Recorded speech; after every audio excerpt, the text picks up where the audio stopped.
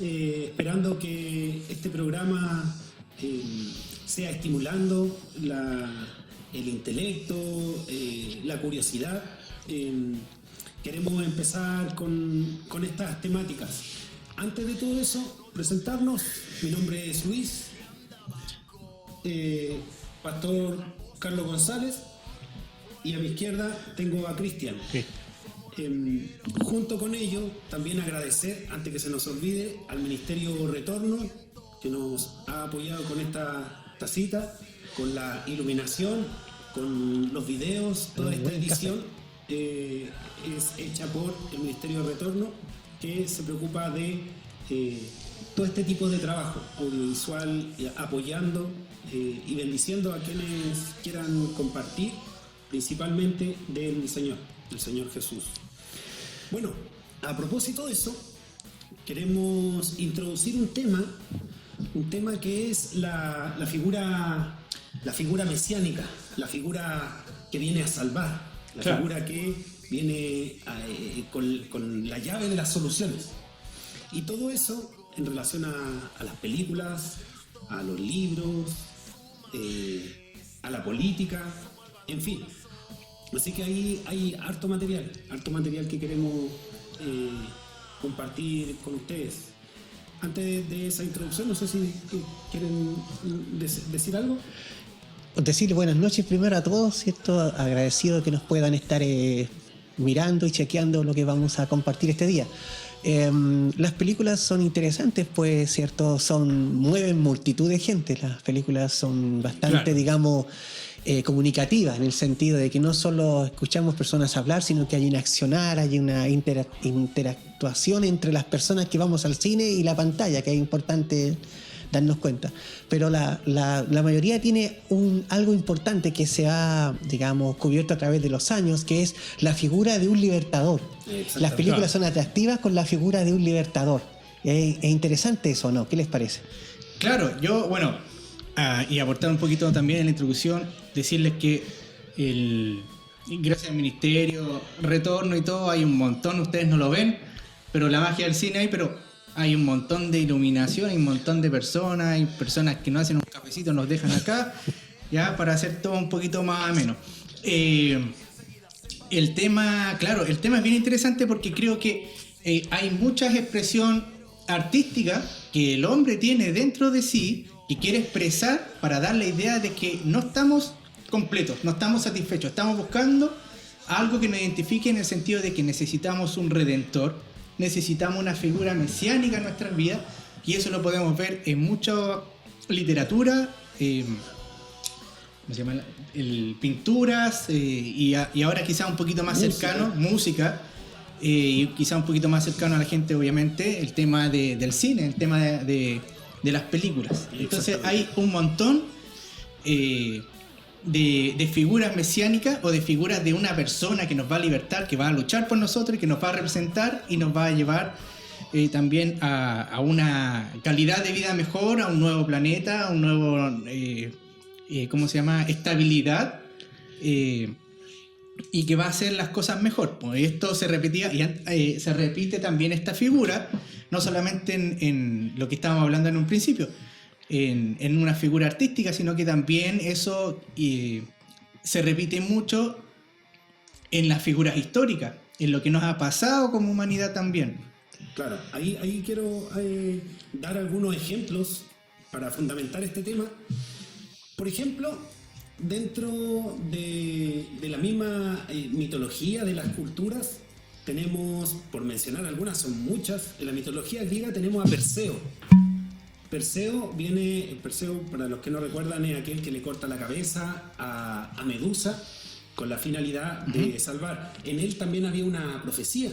La profecía era que él iba a matar a su abuelo, y por esa razón lo que hace el abuelo es encerrar si mal no recuerdo, a su hija, la encierra, pero aparece Zeus ingresando por ahí y la embaraza. Claro. Y termina cumpliéndose la profecía. Entonces ahí tenemos una figura también profética y que empieza y también salva ese lugar. En Japón, si mal no recuerdo es Japón, lo del rey mono. lo del rey mono y eso ha inspirado a... Claro, está la figura del rey mono. El rey mono, pero déjame recordar. Y el rey mono, por ejemplo, inspira series como Goku. Sí, pues sí, de hecho, Dragon Ball. la figura de Goku, no voy a decir ahora que la figura de Goku es San Salvador, porque No, un poco blasfemo. Pero el tema, por ejemplo, del rey mono, como tú bien dices, claro, todo lo que tiene que ver con la figura de Dragon Ball y otras cosas más, y otras mitologías japonesas u orientales, claro, son profecías que se cumplen en una figura, claro, en este caso en un guerrero. Exactamente. ¿Ya? Ahora nos estamos asociando desde ya que están representando a Jesús. Eso dejarlo claro, no están representando claro, a Jesús. Estamos hablando de que como en distintos tipos de arte está esta figura de claro, el Salvador, del que viene claro, a solucionar. Claro. Entonces está el rey mono también, ahí está, para aquellos que les interesa, Seiya en los Caballeros del Zodiaco cumpliría como esa función del rey mono. Bueno, claro, en fin. En la política tenemos Napoleón Bonaparte, vino a rescatar de ese reinos absolutistas, de reyes absolutos que tenían todos los poderes. Entonces él venía a salvar y la gente creyó en Francia, y ahí viene la Revolución Francesa. Después Napoleón también se termina corrompiendo en definitiva y comienza a eliminar distintos reinos, entre eso España, que eso ahí nos llega. Y comienza nuestro proceso nacional aquí en Chile de libertad, de independizarnos de España. claro. Tenemos a Hitler después de la Primera Guerra Mundial.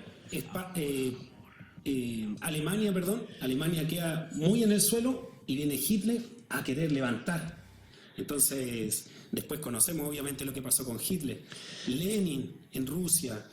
Eso en relación a la política, hay muchos más que quieren solucionar la economía. Pero también enfatizar de por qué, o sea, no sé si es fácil, pero por qué a la gente se le hace fácil poder identificarse y poder sumarse a una causa que, por ejemplo, viendo el tema de Hitler, que obviamente se desvirtúa en lo que todos nosotros conocemos, pero por qué la gente lo siguió a él como un político también, o cualquiera que promete algo.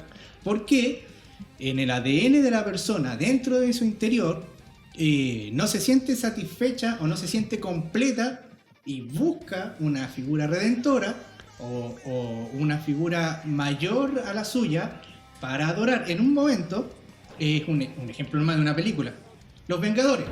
Llega Loki en la primera película, antes que se está conformando recién el grupo de los Vengadores. Llega Loki a la Tierra y pretende hacer su primer paso ahí como para conquistar la Tierra. Y va y somete a varias personas que estaban en una galería de arte, me parece. ¿Ya? Y las arrodilla y dice, al final, él dice, que una frase de los villanos que tienen toda la razón. ¿Has visto eso? Ya. Claro, pues que hay harta filosofía también en películas. Claro, pero ahí dice, al fin de cuentas, la humanidad o las personas necesita. Ustedes necesitan que alguien los gobierne. Claro. La verdad de la que la humanidad no quiere hablar es que anhelan ser sometidos. Y tiene pero toda la razón. Sí. O sea, en ese sentido, nosotros en ese ADN que Dios nos fabricó, necesitamos adorar una figura.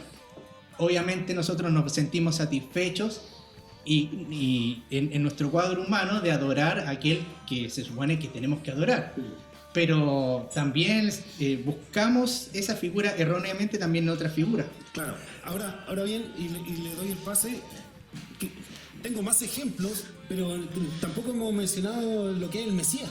Claro, yo quiero decir un detalle, mesiánica. No sé si a usted le ha pasado, a mí me pasa siempre, que vamos al cine a ver una película, obviamente de este tipo de cosas, y que tú estás viendo cómo los malos están destruyendo, cómo se está, digamos, aprovechando del débil y todo, y tú estás pensando en tu mente en qué momento aparece el héroe, ¿me entendí? Es como que, no sé, las películas estas, por ejemplo, de los superhéroes, ¿cierto? Batman, por ejemplo, y tú ves que el Guasón está dañando a todo el mundo y destruyendo personas inocentes, y tú decías, ¿en qué momento aparece el libertador, el poderoso, el que uno se identifica?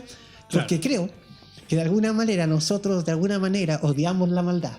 Sí. Entonces, al ver Claro. tan, digamos, definido esto, tú anhelás que en un momento aparezca alguien que nos saque de esto, que nos saque de este, digamos, de este momento tan difícil. Porque nos identificamos con la figura redentora. Claro, Y ahí nos está. identificamos con el rescate. Y por eso, perdón, son tan atractivas estas películas. Claro. Nos llama tanto la atención y nosotros nos identificamos con cierto héroe. Claro. ¿Te das cuenta? Sí, pues aquí, ¿qué más quisiéramos nosotros que, no sé, pues en medio de la noche Batman venga y elimine el narcotráfico, Claro. o etcétera? Yo, Luchito, lo único que te voy a decir es que el tema de los Caballeros del Zodiaco no soy experto porque cuando era chico yo justo estaba viendo el episodio donde Pisces pelea con John. Y llegó mi mamá por detrás y me dijo, ¿y esa pelea de ese? ¿Por qué son tan...? ¿Por qué? No, había son otra muy... escena más que en el mar. ¿Ah? Habían peleado y estaba lleno de sangre. Ah. Iba al mar.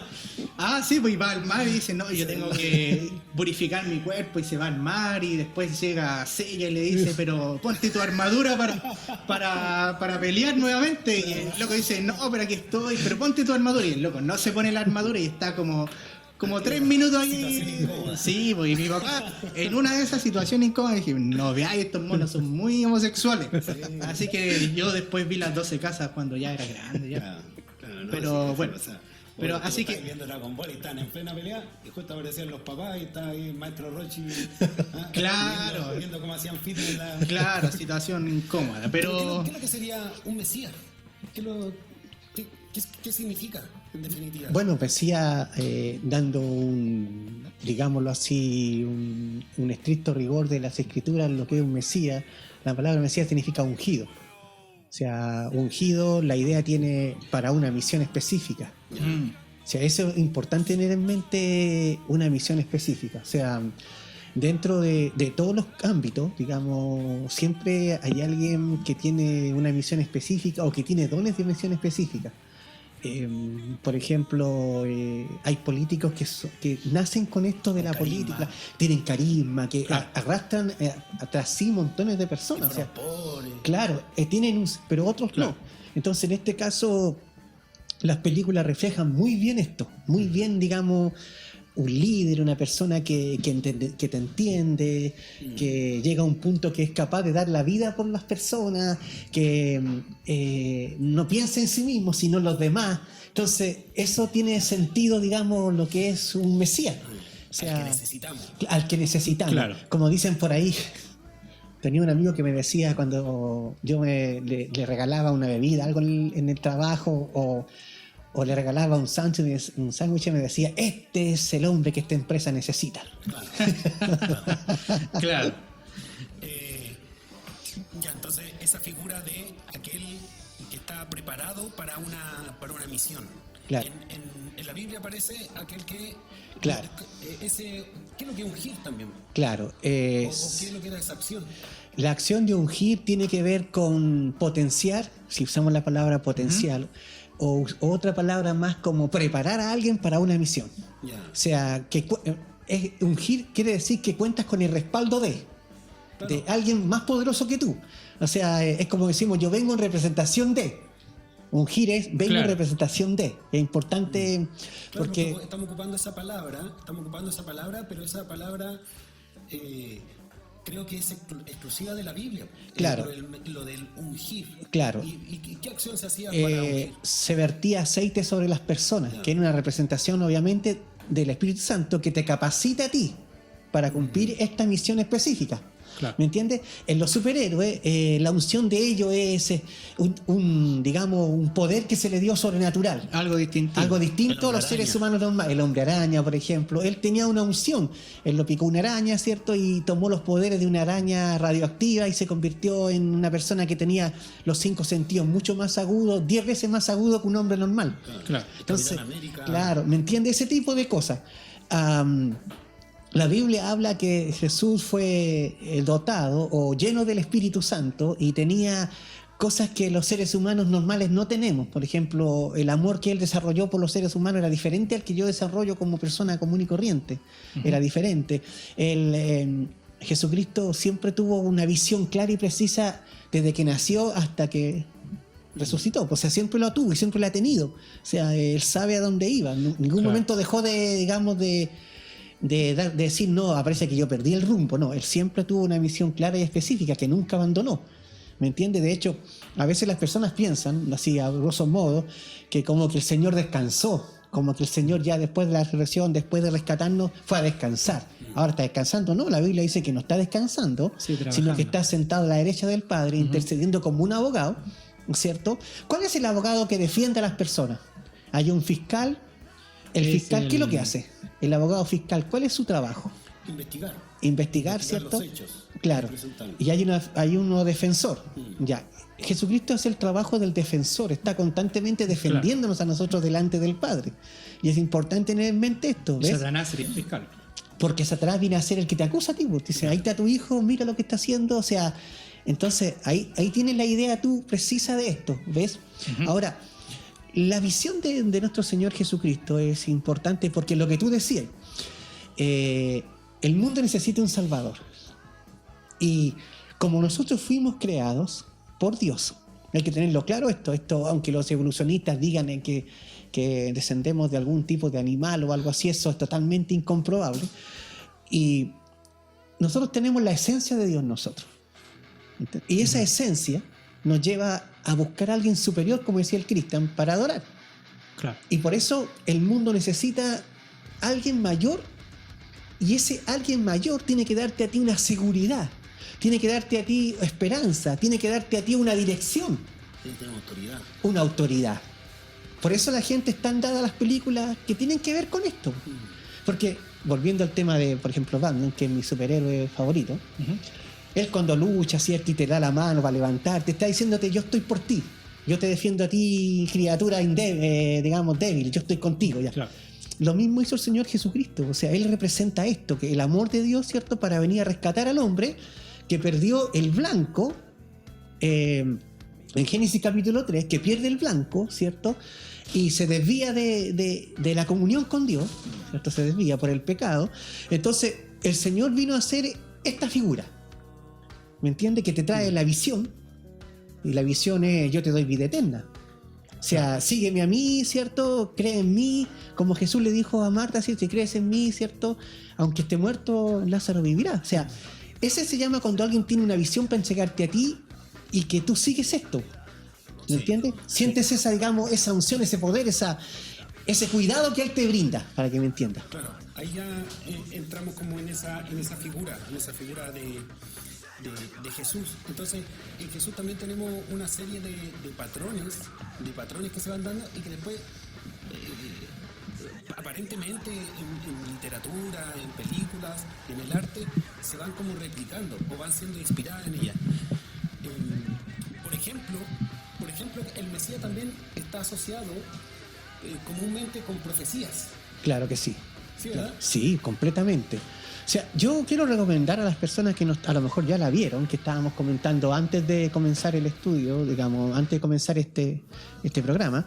Hay una película que es bien especial que se llama Duna. ¿Te acuerdas que yo estaba diciéndote que hay una película antigua y una moderna? Hay un remake de Duna. Claro, pero ambas, digamos... 23 me parece claro. Sí, salió hace poco. Yo la vi entera la película y, digamos, no cambia mucho de la antigua, digamos, o sea, cambian que los actores son diferentes. Y él habla de un Mesías, él te habla de una profecía, porque para ver un Mesías también tiene que haber un anunciado.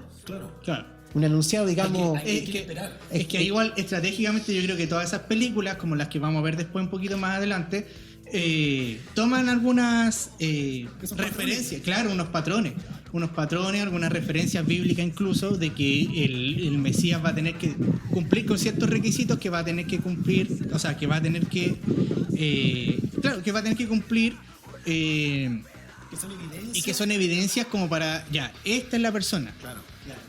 Y ahí, bueno, está bien. A ver, está por ejemplo una de ellas. Lo que decía que, digamos, a través de todo, desde que yo tengo uso razón de que veo cine, me gusta mucho el cine.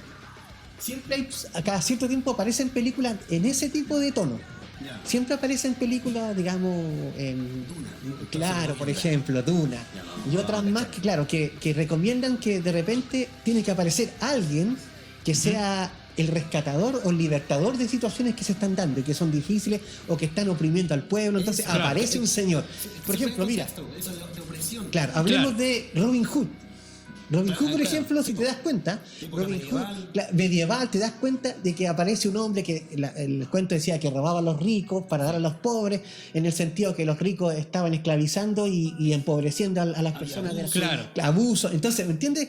Como que el hombre necesita un libertador, alguien que lo... Hay una figura que yo creo que a todos nos va a acercar en nuestro lado melancólico, que es, por ejemplo, lo vamos a ver, la figura mesiánica.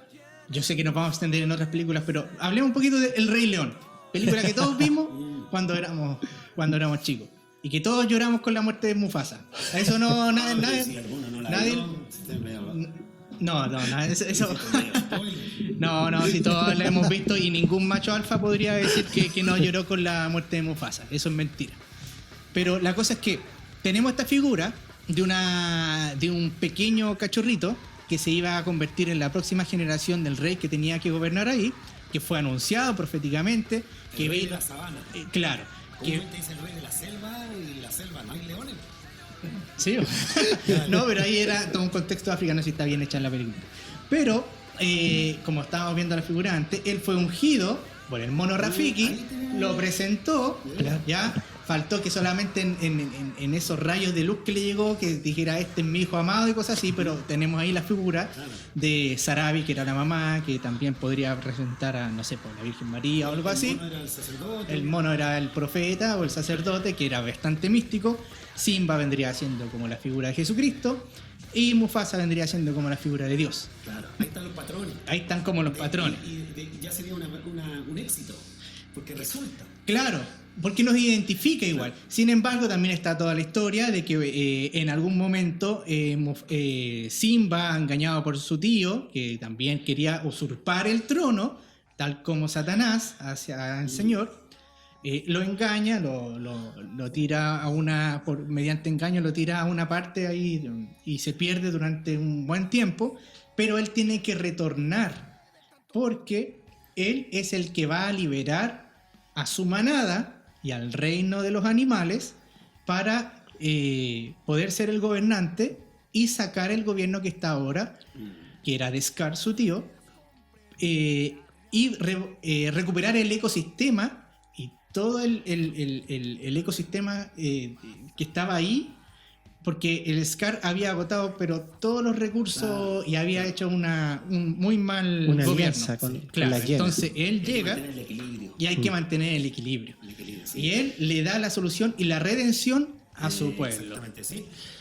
Bueno, todo esto se puede llevar para cualquier lado. Nosotros lo estamos viendo desde este punto de vista. Otros quizás podría verlo desde un punto sociológico o quizás, en fin. Pero lo que queremos hacer es establecer de que esta figura está, de que estos patrones están y de que como seres humanos nos resulta muy atractiva. No Claro. dejar de lado a Neo en Matrix. Matrix también. Matrix, claro, esa es una película que, bueno, está cargada con elementos judeo-cristianos. Claro. Más que todo cristiano, más que judeo-cristiano. Más que todo cristiano. Con la figura de un redentor, que un redentor de un origen humilde, profético, que está profetizado, que hay todo un oráculo y que eso hace que la humanidad que está obviamente ahí esclavizada por la inteligencia artificial, ojo, vamos para allá. La inteligencia artificial, bueno, voy a hacer un paréntesis super nerd. ¿Se han fijado que hay un montón de posts y cosas así de que la inteligencia artificial ha estado avanzando pero mucho? Sí, sí. Bueno, vamos para la Matrix, así que prepárense. Ya, pero fuera de broma, ese es el contexto que necesita el mundo ahí de la Matrix, que está esclavizado, un salvador, un salvador profético. Y de hecho, dentro de la misma película no tiene ningún problema en decirle que es un salvador profético. Claro. Y que tiene una unción especial porque tiene un poder especial y que él puede salir de la simulación y puede traer a otros que salgan de la simulación a pasar de un plano a otro. Esa película igual transformó porque creó teoría que mucha gente cree hasta el día de hoy. Es que está basado en una teoría antigua que es No me voy a demorar mucho pero está basado en una teoría antigua, que es cuando están las sombras en una cueva de Platón, me parece, la cueva de Platón, algo así. Ya. Sí, es que eso decía que las películas y que se vuelven buenas porque tienen también un fundamento filosófico. Es que fíjate en eso, pues la filosofía de la cueva de Platón es que estamos viviendo en un mundo que no es real. Que estamos conformes hasta ahí. Claro, y que estamos, entre comillas, conformes, pero en nuestro interior sabemos que no estamos totalmente satisfechos. Quiero hacer el enroque con un versículo, Quiero hacer el enroque con un versículo. Hay un versículo que lo tengo acá, que es Salmos 17:15. Dice: en cuanto a mí, veré tu rostro en justicia. Estaré satisfecho cuando despierte a tu semejanza. ¿Qué quiere decir? Yo lo interpreto también este versículo, es un salmo de David. Claro, que al fin y al cabo, como personas, como cristianos, vamos a ponernos en este ejemplo, como cristianos, no estamos totalmente completos, aunque estemos buscando al Señor, pero no vamos a estar totalmente completos o satisfechos hasta que el Señor venga por nosotros o nosotros vayamos donde el Señor, nos cambie nuestro cuerpo y estemos en presencia del Señor. Ahí recién nuestra alma puede decir: estoy completa y satisfecha. Lo mismo en estas filosofías, por ejemplo, de la cueva de Platón. Estamos en una, entre comillas, como simulación. No nos sentimos bien. En nuestro interior hay algo que nos dice que esto no puede ser todo. Algo que falta. Entonces necesitamos que alguien nos pase de ese plano simulado o una vida que no es tan real como la que estamos haciendo ahora a la vida que es eterna y real. Exactamente. Hay por eso tantas películas tan exitosas. Y por eso pega, por decirlo de alguna forma. Exactamente, sigo mencionando. Batman para mí también es no es mi superhéroe favorito, pero es que es algo como que podría existir acá en Chile y que acabe con todo eso. Un justiciero. Está, por ejemplo, Superman también tiene esa figura. Los que vieron, no sé, Game of Thrones, Jon Snow cumple esa figura de alguien que es despreciado por su familia, va creciendo, muere, resucita, viene a rescatar, por ejemplo. John Connor en Terminator. Claro. Terminator, ¿no? Sí. Terminator, claro, ya viene la inteligencia artificial Claro. del futuro, Claro. viene a matar al que va a salvar a la humanidad. Ahí también tenemos profecía. Iron Man cumple también esa función de rescatar también a la humanidad, de sacrificarse. Claro. ¿Estará ahí? ¿Será parte de...? Sí, o sea, podemos ver esa... claro, ahí hay que ajustarle un pelito más porque realmente ahí vemos más que todo que una obra redentora, vemos la figura de la redención de una propia persona, de pasar de un estilo de vida a otro y de al fin y al cabo ser... Paréntesis, ahí me acordé, no lo tenía ahí, pero era de un productor cristiano que trabajó en todas estas productoras grandes. No, y él decía derechamente, no me voy a extender en eso, pero decía derechamente que habían intenciones de inspirarse. En este caso él lo decía como de pervertir esa idea, de darle vuelta. Bueno, y termino con dentro de todos estos ejemplos, con ET incluso. ¿Vieron ET? Este Sí. extraterrestre que venía. Yo sé cuál es, pero sé que nunca he visto la película. ET, miren la figura. ET venía de otro planeta, pero podríamos representar que venía del cielo, o sea, de afuera de nuestro lugar. ¿Ya? ET fue perseguido también por ser alguien raro, obviamente. ET también crea un nuevo orden ético, que era lograr aceptar al que era diferente y lograr ser más hermanable.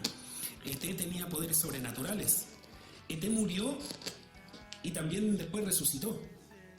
Y después ET vuelve al cielo. Interesante que el director, ¿saben quién es el director, no? ¿No? Steven Spielberg. Sí, ahora me acordé, Y tienes Steven razón. Spielberg, ¿sabe sus orígenes? ¿Judío? ¿Es judío? Exactamente. Entonces, Pero hay un dato, casi un montón de personas de Hollywood son judíos. de Estados Unidos. Pero ese tipo de figura, Claro, esa figura yo redentora. estaba pensando que... Con Dune no terminó. claro, que sí, pero Adelante.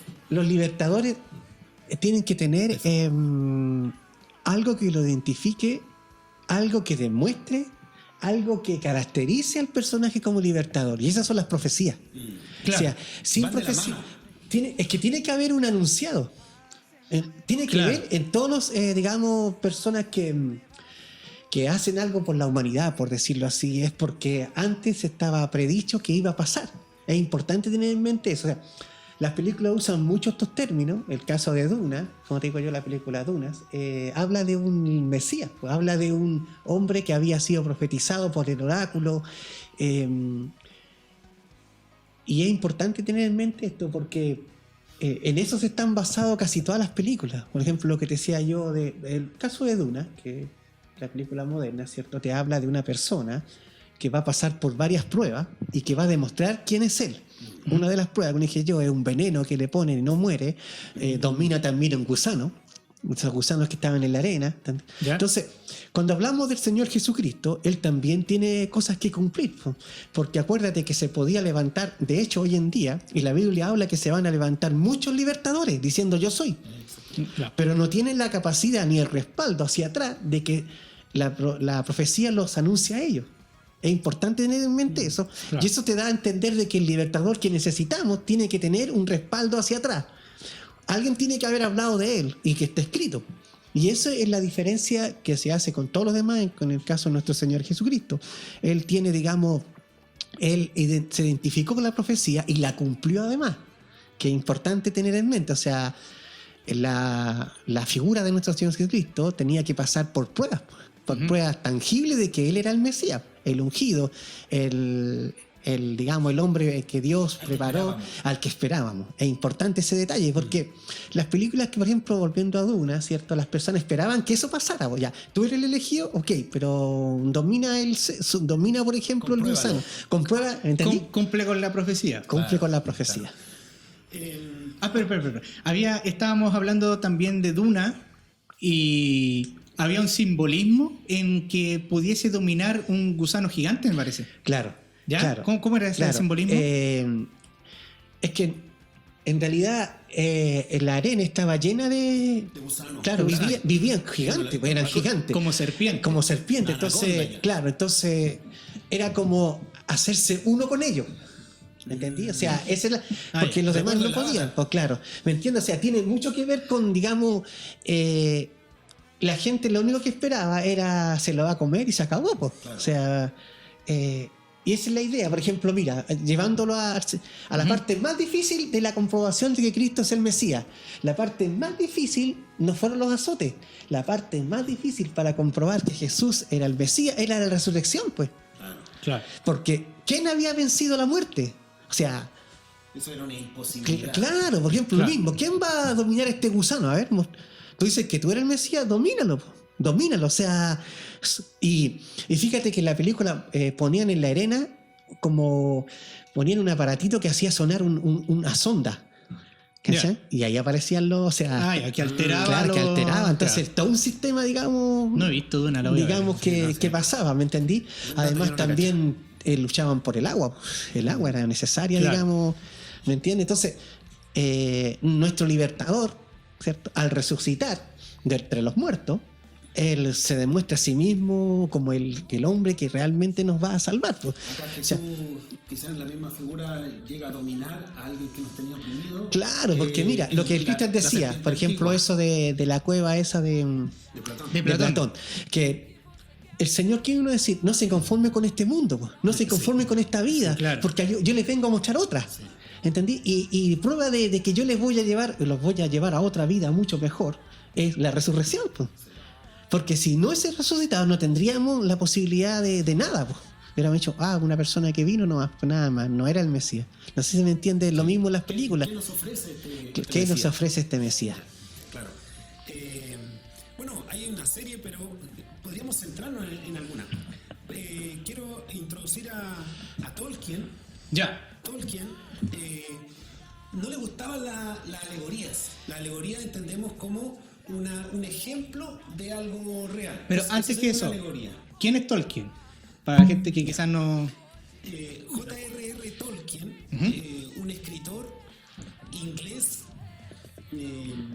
que escribió con El Señor de los Anillos, ya lo identificamos, Claro. con El Hobbit, de las películas más taquilleras, El autor de Señor de los Anillos, claro. amante de la escritura. Tolkien creó idiomas.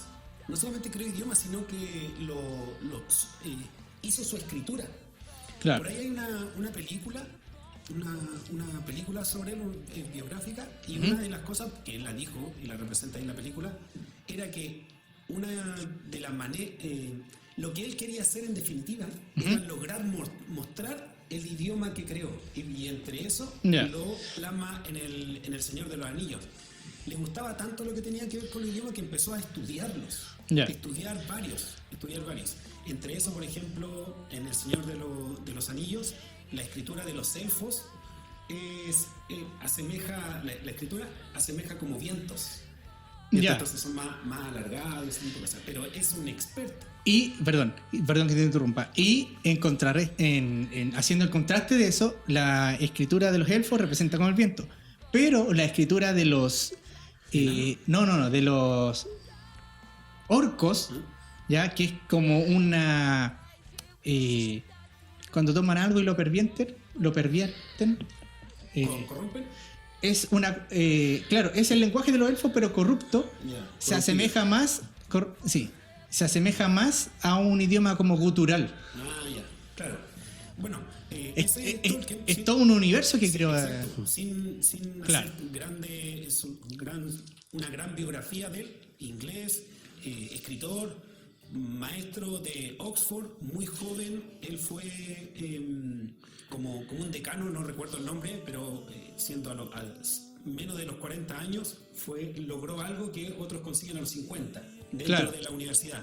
Amigo de C.S. Lewis, está muy asociado al cristianismo. Claro. Eso es Tolkien. Los libros que tenemos, él lo escribió muy detallista. Muy detallista. Una de las cosas que se le criticaba es que era mucho detalle del tamaño que tenía el pasto, por ejemplo, del tipo de vegetación que tenía. Podría daba un detalle más o menos grande de las cosas. Sin embargo, hay una curiosidad muy importante de Tolkien, que a él no le gustaba ser alegórico. No le gustaban los simbolismos. Exactamente. Y para allá iba. A Tolkien, dice él que cuando ya él iba creciendo, iba leyendo, y se daba cuenta de que el escritor tenía una intención. Dice, pero si esto está hablando de la historia de los 3 cerditos, o esto está hablando de Jesús, cosas así, no le estimulaba su creatividad, su intelecto. Entonces, por esa razón, no le gustaban las alegorías. Decía que, lo tengo anotado acá, que las alegorías eran el dominio intencionado del autor. Es decir, el autor lo hizo específicamente, en vez de una persona, ya lo cambió por un caballo. Un caballo, un animal o cualquier otra cosa. Exactamente. Lo que a él le gustaba era la aplicabilidad. Y en función de lo que él dice, es que nosotros estamos hablando de esto. La aplicabilidad reside en la libertad del lector. Es decir, yo lo leo y le doy una interpretación. Por eso decía antes que nosotros estamos hablando aquí de la figura mesiánica en relación a esta serie de películas. Otro podría abarcarlo desde otro punto de vista. Pero en función a lo que dice Tolkien, es que nosotros le damos esa aplicabilidad en relación a lo que nosotros estamos... La libertad que tenemos en la lectura. Diferente era a su amigo, C.S. Lewis. Claro, ¿y por qué? Bueno, ¿y por qué estamos hablando también de estos autores? Porque ahora vamos a introducir, un rato más, 2 o 3 de las películas que más tienen la semejanza con la figura mesiánica, pero también para profundizar un poquito más con los autores. Estos autores, estas personas eran intelectuales de su época, ya tenían un club de lectores, o sea, un club de, no sé si de lectores, pero personas que estaban involucradas en ese mundo. Estamos hablando de, paréntesis, entre la Primera y la Segunda Guerra Mundial, cuando hay el auge de ellos. Claro. Ese es el mundo que vive. Claro. Y C.S. Lewis, que es autor de un montón de literatura cristiana, derechamente, los dos se relacionan también en el sentido del cristianismo, y que estaban envueltos en todo el mundo que era de la Segunda Guerra Mundial. Y de hecho C.S. Lewis, en muchos de sus libros, ya por lo menos en 2 o 3 que yo he leído, que es de las Crónicas de Narnia, también en el tema de Cartas del Diablo a su sobrino, que es un tremendo libro que podríamos hacer un episodio especial para ello.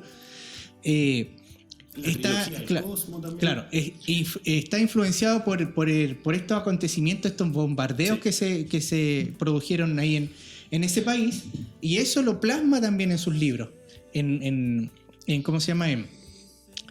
En las Crónicas de Narnia. Los protagonistas escapan de Inglaterra porque estaba siendo bombardeada y van a refugiarse en esta casa donde ocurren todos los acontecimientos. También, por ejemplo, en las cartas del diablo a su sobrino, bueno, sería un spoiler super fome, pero al fin y al cabo hay un acontecimiento importante producto de los bombardeos también. Es importante recalcar que estas dos personas se influenciaron mucho en todo lo que es la figura del cristianismo y lo plasmaron harto en sus libros, intencionalmente y otras no intencionalmente. Por eso decía que Tolkien no le gustaba la alegoría, mientras que C.S. Lewis sí era alegórico. Sí, claro. Era alegórico. Ahí, por ejemplo, y terminamos ahí con ese asunto, Aslan, en la Crónica de Narnia, le preguntan, ¿y te puedo encontrar en mi mundo? Claro. Y Aslan, ¿recuerdas lo que dice? Sí, me puedes encontrar, pero estoy con otro nombre, me parece. Exactamente, esa es una alegoría. Claro. Jesús es el león, y de hecho en la Biblia también aparece como el león de Judá. Sí. Bueno, ¿tú te manejáis harto con el Señor de los Anillos? Bueno, lo que pasa es que, bueno, y explicarle a la gente que, bueno, a mí me gusta leer harto, pero yo trabajo en Santiago, somos de Valparaíso, yo trabajo en Santiago, entonces tengo hartos momentos donde voy viajando en el auto, entonces escucho mucho audiolibro. Entonces me he escuchado, por ejemplo, el de Los Señores de los Anillos, he escuchado varios audiolibros también de directamente de Tolkien o de C.S. Lewis. Me he escuchado unas 2 o 3 veces el ¿cómo se llama? El Cartas del Diablo a su sobrino, que encuentro que es un libro muy bueno. Mero cristianismo. Leí, audio escuché el Silmarillion, algunas partes, porque la verdad es que terriblemente. Lo que yo cachaba es que Tolkien quería terminar el Silmarillion y no Claro, lo editaba. Claro. Tolkien también tiene esto de que escribió todo este universo, pero no fue finalizado totalmente. De hecho, sus hijos me parece que continuaron algunas obras. Hay algunas cartas de Tolkien, hay un montón de material. La verdad es que creó todo este universo y fue escribiendo detalladamente. Realizó idiomas, como decíamos, idiomas específicos para esto, dejó la lectura, y son idiomas que están elaborados y se repiten consecuentemente en otras de sus cartas. O sea, no es que ya yo inventé este par de frases para este contexto y después no me olvido de ellos. Claro. No, pues son idiomas que él inventó para esto, así que sí, son... Porque nos pilla el tiempo, yo creo que vamos a tener que hacer un segundo programa. Podríamos introducir quizás y centrarnos específicamente en el Señor de los Anillos. Sí, podríamos ver esta figura del Señor. Señor. Este tipo de mencionarnos los títulos por lo menos. Claro. Un resumen para el segundo. Claro, vamos a ver vamos a ver hartas figuras del cristianismo en el Señor de los Anillos. Quizás vamos a verlo un poquito más atrás con el Silmarillion. Yo vi las películas eran 3. Sí, las películas eran 3. Que el libro no sí, los libros también son 3. Está tal cual como está dividida la película. Está La Comunidad del Anillo, están Las Dos Torres y está El Retorno del Rey. ¿Los títulos ya no hablan de algo o no necesariamente? Sí, por supuesto. Es que es toda una misma travesía. No pasan años, pasan algunos años entre medio de cada libro, pero no son temas diferentes. Toda una historia de corrido, ya que se va dividiendo en 3 partes. Lo que es el material audiovisual o cinematográfico, hay varias representaciones del Señor de los Anillos, por la que nosotros conocemos más es la de Peter Jackson. Pero hay unas películas animadas que también lo representan más o menos fielmente, y hay una curiosidad de que me parece que los Beatles querían hacer una película del Señor de los Anillos. Como los derechos, te cojan los derechos. Claro, pero no se los dieron porque iba a ser totalmente ridícula la película. Mencionaste 3 y yo recuerdo El Hobbit. El Hobbit es parte del universo de Tolkien y es parte del mismo universo. Y es una historia anterior al Señor de los Anillos, pero no estaba contenido en los mismos libros. Y antes del Hobbit está el Silmarillion, que es toda es cuenta desde el inicio de la creación, ya en este caso del hombre, de todas las especies y ahí va dando curso a todo lo que tiene que ver con ¿cómo se llama? Con la creación, cuando se desvirtuó también un poco la creación y empezó la verdad es que el Silmarillion no lo leí completo porque es demasiado largo, pero tiene que ver con todo lo que viene antes, es como un génesis de la obra. Claro, un comienzo. Sí, claro. Bueno, nos extenderíamos mucho si retomamos esta. Quizás podríamos dejar alguna Dejemos segunda derechamente la figura del Señor de los Anillos y otras películas para más adelante. Para ir resumiendo y sacando ciertas conclusiones. Yo mencioné harto una serie de películas, entre esas salió Duna, no la tenía considerada. Está El Señor de los Anillos. Y la particularidad del Señor de los Anillos es que el escritor es derechamente cristiano, su fe es cristiana. De los otros directores, la verdad que desconozco. Claro, pero ahí ya hay una influencia que podríamos encontrar, ya más claramente. Claro, en El Señor de los Anillos vamos a encontrar figuras mesiánicas y figuras cristianas, pero por montones. Igual Tolkien es cristiano católico, pero de esos católicos como así pero que conocen igual del non católico así como moderno, por decirlo de alguna forma. Claro. Conclusiones para ya adentrarnos después la segunda parte. Yo creo que la gente siempre va a buscar esto, de sentirse protegida, sentir que el héroe es moralmente correcto, claro, es socialmente correcto, políticamente también obviamente bien, o sea, alguien mayor que nosotros siempre. Si te das cuenta, hay con habilidades especiales que nosotros no tenemos, hay que tener claro, por eso se llaman héroes. ¿Ves? Claro. Y dispuestos prácticamente a dar la vida por la gente, cuando usted mencionaba a Goku, por ejemplo, Goku siempre está luchando por el planeta, está defendiendo el planeta, no quiere que vengan los enemigos y destruyan su planeta, ¿me entiendes? O sea, y de alguna manera, claro, muestra un poco esto, de que nuestro Redentor, ¿cierto?, vino a salvar nuestras almas, o sea, Él dio la vida por nosotros. Y como te digo, Él lo precedía toda una serie de profecías. Y es interesante darse cuenta que solo, digamos, la cruz cumplió como 15 o 20 de montones de más, claro, por darte alguna. O sea, que identificaban que este era el correcto, este era el cual tenemos que creer, este era el cual, digamos, nos va a llevar a la otra vida, a la vida eterna. Claro. Buena. No, de recalcar lo mismo que, ¿cómo se llama? En general, el hombre se puede identificar mucho con la figura redentora, con la figura mesiánica. Eso es muy atractivo para nosotros, intrínsecamente nosotros lo tenemos en nuestro ADN, claro, como lo decía. Exacto. Entonces, no es muy fácil familiarizarnos con el héroe, con la figura redentora, con la persona que va a resolver el problema que nosotros percibimos, pero no lo podemos explicar. Exacto. Dejo unas preguntas. Nos vamos a centrar en el Señor de los Anillos, de los anillos, de todo ese simbolismo que puede existir ahí en relación a un escritor cristiano. Claro. Pero dejo una pregunta para usted, Bastón. Si hablamos de un Mesías, pregunta nomás, próximo programa, ¿existe un anti-Mesías? Claro que sí. ¿Existirá un anti-Mesías? Claro. Bueno, queridos amigos, gracias por la paciencia. Estaremos con un segundo programa de esta misma temática. Así que muchas gracias y de aquí nos despedimos. Chao, muy bien. Nos vemos. Gracias.